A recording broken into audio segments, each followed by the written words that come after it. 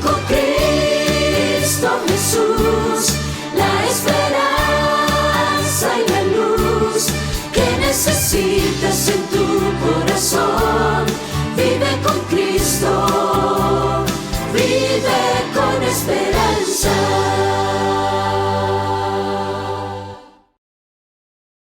Con motivo de agradecimiento, te damos una cordial bienvenida a este segmento de Descubra la Biblia, donde solemos abrir las Escrituras y estudiamos verdades para estos tiempos. Bueno, cuando he llegado a ciertas partes del mundo y llego a un lugar en particular, siempre viene alguien y me dice: pastor, anoche tuve un sueño. ¿Será una visión? Pastor, explíqueme lo que he visto. Estimado, siempre estamos con esa incógnita. ¿Será que mis sueños tienen un significado profético?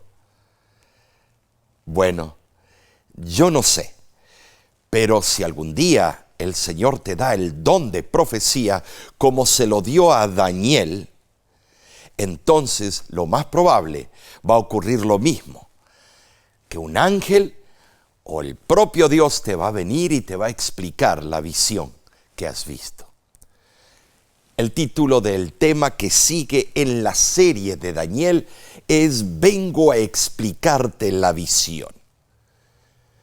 Llegamos ahora al capítulo 10, que es una introducción, las bases para la última parte del libro de Daniel, la parte más relevante, la parte donde son profecías, algunas que todavía no se han cumplido completamente. Entonces, pasemos al libro de Daniel, capítulo 10, versículo 2, versículo 3. En aquellos días yo, Daniel, estuve afligido por espacio de 3 semanas. No comí manjar delicado, ni entró en mi boca carne, ni vino, ni me ungí con ungüento, hasta que se cumplieron las 3 semanas. Analicemos un poco. El periodo del luto de Daniel era por una razón específica. Sabemos claramente de que Daniel estaba preocupado que no se cumpliese el decreto de Ciro. En segundo lugar, durante esas 3 semanas, el ángel luchó para influir sobre Ciro. Esto indica que la decisión vital del rey estaba en juego. Recuerden, 2 fuerzas estaban luchando, la del bien y la del mal. El uso de aceites para suavizar la piel era común entre los pueblos antiguos, especialmente los que vivían en países donde el clima era caluroso y seco. Vemos luego que durante su periodo de ayuno y oración, Daniel creyó conveniente abstenerse de ese gasto personal superfluo. Era un verdadero mayordomo, ¿no es cierto? Pero sigamos leyendo el libro de Daniel, capítulo 10, versículo 4 y 5. Y el día 24 del mes primero estaba yo a la orilla del gran río Hiddekel, y alcé mis ojos y miré, y aquí un varón vestido de lino y ceñido sus lomos de oro de Ufaz. Vamos a desmenuzar, hacer una exégesis, ¿cierto?, de ese versículo. El primer mes del tercer año de Ciro correspondería aproximadamente a marzo o abril del año, 535 antes de Cristo. El río Hiddekel, el nombre en el hebreo equivale al acadio y Idiklat y al antiguo persa Tigra. Y de ahí sale el nombre contemporáneo que tenemos hoy en día, Tigris. El Tigris y el Éufrates, 2 ríos que irrigaban toda esa platea. Un varón, dice que aparece. El ser celestial apareció en forma humana. La descripción se asemeja mucho a la que Juan da cuando Cristo se le reveló. Sin duda, el mismo ser se le apareció a Daniel. Dice que tenía oro de Ufaz. Los nombres Ufaz y Ofir son similares cuando se los escribe en caracteres hebreos. Este era un lugar famosísimo por su oro fino, puro. Ahora, sigamos leyendo el libro de Daniel, capítulo 10, versículo 6. Y dice así: su cuerpo era como de berilo y su rostro parecía un relámpago. Sus ojos como antorchas de fuego. Sus brazos y sus pies como de color de bronce bruñido, y el sonido de sus palabras como el estruendo de una multitud. Y solo yo, Daniel, vi aquella visión, y no la vieron los hombres que estaban conmigo, sino que se apoderó de ellos un gran temor, y huyeron y se escondieron. Quedé pues yo solo y vi esta gran visión, y no quedó fuerza en mí. Antes mi fuerza se cambió en desfallecimiento y no tuve vigor alguno. Pero al oír el sonido de sus palabras caí sobre mi rostro en un profundo sueño con mi rostro en tierra.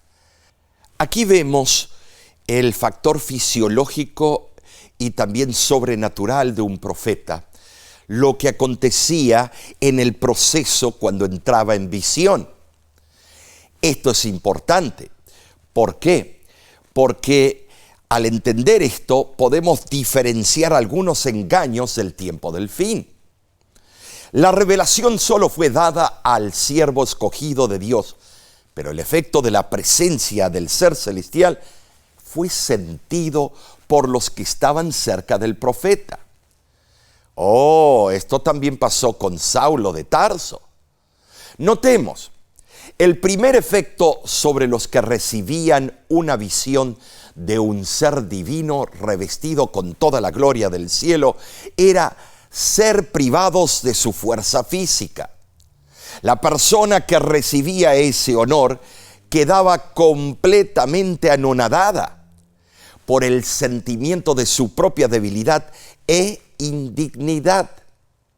Después que el profeta perdía su fuerza natural, era fortalecido sobrenaturalmente, recibía una fuerza sobrenatural, por lo general mediante el toque de una mano celestial. A menudo el visitante celestial pronunciaba la orden «no temas», para calmar el temor que espontáneamente surgía en el corazón humano al ver un ser tan majestuoso. Entonces, volvamos al libro de Daniel. Daniel capítulo 10, versículo 10. Y este versículo expande aún este concepto. Y he aquí una mano me tocó, e hizo que me pusiese sobre mis rodillas y sobre las palmas de mis manos.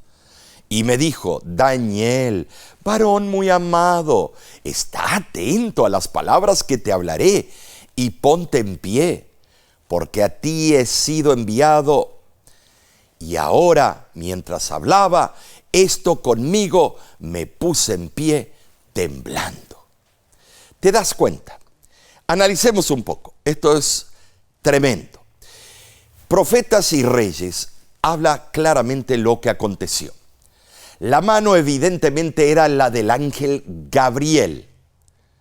Pero aunque Daniel fue levantado al estar postrado sobre la tierra, su fuerza no era aún suficiente para que se pudiera mantener de pie y sin temblar, sin desfallecer, sin desmayarse. Entonces, leamos ahora el versículo 12. Mira lo que dice. Entonces me dijo: Daniel, no temas, porque desde el primer día que dispusiste tu corazón a entender y a humillarte en la presencia de tu Dios, fueron oídas tus palabras, y a causa de tus palabras yo he venido. Mas el príncipe del reino de Persia se me opuso durante 21 días, pero he aquí Miguel, uno de los principales príncipes, Vino para ayudarme y quedé allí con los reyes de Persia. He venido para hacerte saber lo que ha de venir a tu pueblo en los postreros días, porque la visión es para esos días. ¿Te das cuenta, amigo? Aquí nos damos cuenta cómo este ángel trajo el poder que necesitaba Daniel para recibir una visión que lo iba a drenar de sus energías. Y es por eso, entonces, que las palabras del ángel sin duda animaron personalmente al profeta, porque estaba temblando, estaba al punto de desmayarse. Además, sintió la seguridad de que, aunque había estado orando durante 3 semanas, sin recibir contestación, Dios había oído su súplica. Y más aún, Dios se había propuesto a contestarle a Daniel. No necesitaba temer por su pueblo. Dios estaba con él y regía todas las cosas. La palabra príncipe en el hebreo, ñar, aparece 420 veces en el Antiguo Testamento. Con este mismo sentido vemos la expresión dar hatzavá, estimado, traducida como comandante del ejército. Es la primera expresión que se traduce como príncipe de ejércitos en el libro de Daniel, capítulo 8, versículo 11. Basándose en esas observaciones, algunos han supuesto que la palabra ñar indica un ser sobrenatural que se oponía a los ángeles de Dios, y que ese ser sobrenatural estaba tratando que el reino de Persia fuera en contra de los mejores intereses del pueblo de Dios. Interesante, ¿no es cierto?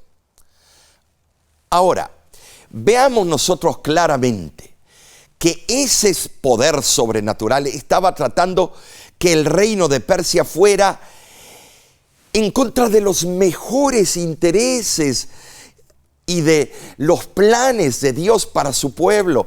Era algo impresionante cómo estaba troncando, buscando excusas, metiéndose en la política interna del imperio medo-persa. Entonces, claramente, Satanás siempre ha estado ansioso de proclamarse príncipe de este mundo. El principal problema aquí era el bienestar del pueblo de Dios en pugna con sus vecinos paganos. Oh, estimados, se declara que Miguel es el príncipe que está de parte de los hijos del pueblo de Dios. Siempre lo ha estado, siempre lo será. Entonces no es irrazonable que el príncipe del reino de Persia fuera un falso ángel guardián de ese país. Recuérdense que los ángeles malignos hay espíritus territoriales, están bien organizados, y hay ángeles malignos que se dedican a territorios y lugares políticos, geográficos del mundo. Entonces Satanás se adueña de esos lugares y no quiere que ni un otro poder arrebate su influencia. Claramente el conflicto era en contra de las potestades de las tinieblas, pues dice que durante 3 semanas el ángel Gabriel luchó con las potestades de las tinieblas, procurando, contrarrestar las influencias que obraban sobre el ánimo y la forma de actuar del rey Ciro. En verdad, todo lo que podía hacer el cielo en favor del pueblo de Dios fue hecho. Se obtuvo finalmente la victoria. El profeta Daniel nos da una vislumbre de la tremenda lucha entablada entre las fuerzas del bien y las del mal. Podríamos hacernos la pregunta: ¿por qué permitió Dios que los poderes del mal luchasen para dominar la mente de Ciro durante 21 días? mientras Daniel seguía afligido y angustiado. Recordemos que todas esas preguntas, cuando lleguemos al día final, cuando colonicemos la capital celestial, cuando los justos de todas las edades estemos en dicha ciudad, muchas de esas respuestas las recibiremos y entenderemos lo que está ocurriendo y lo que ocurrió. Para contestar, debemos entender estos acontecimientos a la luz de un propósito más amplio y también más profundo del plan de redención. ¿Cuál es el propósito, entonces? Que ante todo el universo, la muerte de Cristo justificaría a Dios y a su Hijo en su trato con la rebelión de Satanás. Ahora, el ángel vino a decirle a Daniel lo que habría de acontecer a los santos a través de los siglos, hasta la segunda venida de Cristo. Interesante. Notemos que el énfasis de la última cláusula de este versículo no es tanto sobre la longitud del tiempo en perspectiva. Más bien tiene que ver con el hecho de que Dios aún tenía más verdades que mostrarle a Daniel mediante la visión. Traducido literalmente, el texto dice: he venido para hacerte entender lo que ha de ocurrir a tu pueblo en la última parte de los días. ¿Por qué? Porque todavía hay visión para los días. Amigo que me escuchas, vemos aquí el interés de Dios, de que un ser humano finito, un ser humano aunque era muy amado, era frágil. Y ahora Dios manda sus ángeles más poderosos para pelear contra las huestes satánicas, para liberar a su pueblo y para mostrarle a su enviado, Daniel, el profeta, de que Dios siempre estuvo en el control de todos los asuntos del reino. Qué hermoso, ¿no es cierto? Ahora, sigamos el relato bíblico. Para ello tenemos que irnos al libro de Daniel, capítulo 10, versículo 20. Y veamos. Él me dijo: ¿sabes por qué he venido a ti? Pues ahora tengo que volver para pelear contra el príncipe de Persia, y al terminar con él, el príncipe de Grecia vendrá. Pero yo te declararé lo que está escrito en el libro de la verdad. Y ninguno me ayuda contra ellos, sino Miguel, vuestro príncipe. Notemos que nosotros todos creemos que hay 3 libros en el cielo, y está verificado en la Biblia. El libro de la muerte, el libro de las memorias, el libro de la vida. Pero aquí habla el libro de la verdad. Eso es para otro día. Trataremos de ver qué estaba diciendo. Entonces, las fuerzas del enemigo, dice el libro Profetas y Reyes, página 419. Leámoslo juntos. Las fuerzas del enemigo fueron mantenidas en jaque mientras gobernaron Ciro y su hijo Cambises, quien reinó durante unos 7 años y medio. Entonces, mientras el ángel de Dios contuvo las fuerzas impías que procuraban dominar el gobierno persa, ese imperio se mantuvo. Pero Dios pone y quita reyes. Pero cuando la influencia divina se retiró, porque el imperio medo-persa como el babilónico tuvieron la oportunidad que Dios les dio de aceptarlo a él como el jefe supremo, pero dejaron a un lado la verdad y el poder divino los dejó a su deriva. El dominio de los dirigentes de la nación quedó en manos de las potestades de las tinieblas. Y esto es un preámbulo de lo que va a ocurrir con los gobiernos de la tierra en el tiempo del fin, cuando el poder de Dios y los 4 ángeles que detienen los 4 vientos de Apocalipsis 7, estimados, cuando se retire, o sea, se cierre el tiempo de gracia, esos gobiernos, esa política, esos líderes del mundo van a estar mano a mano colaborando con los espíritus malignos de Satanás. Algunos no lo van a saber, pero van a estar haciéndolo. Pero otros van a saber. Y esto es verificado en la unificación de los 3 espíritus inmundos en el tiempo del fin, a manera de rana. Encontramos el protestantismo apóstata, Estados Unidos de América. Encontramos nosotros el romanismo y el espiritismo, que va a estar involucrando todos los países que tienen esas doctrinas espiritistas en sus religiones, además de todas las otras influencias del enemigo. El imperio se arruinó cuando el Espíritu de Dios se fue. La verdad presentada por el ángel aclara la revelación que sigue. La profecía que se da a continuación registra una guerra tras otra. El capítulo 10 asenta la base. El capítulo 11 empieza, a proyectar todas las guerras, el desastre, el tumulto, las guerras civiles, todo lo que aconteció con el mundo cuando fueron dejados estos poderes políticos a la deriva.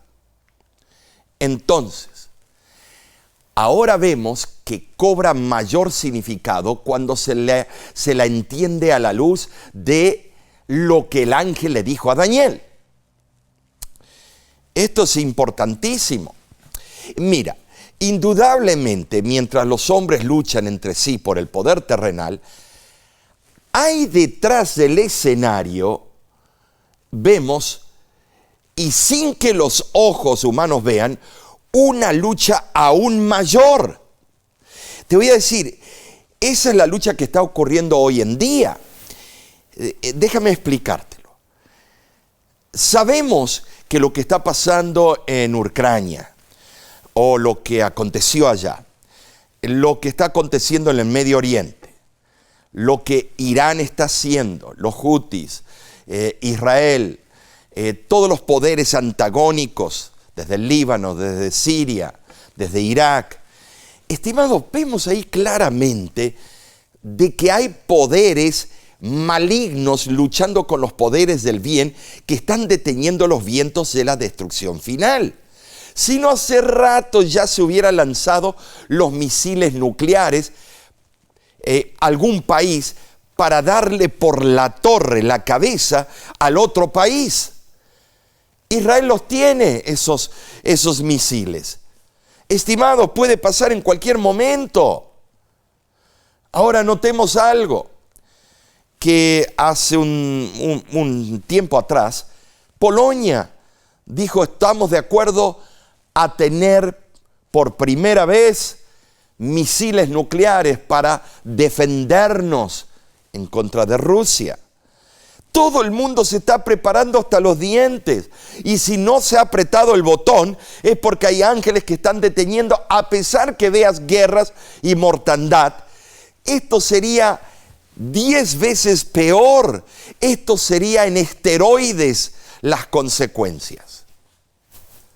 Estimados, claramente la Biblia lo explica, que tenemos lucha contra principados y huestes espirituales.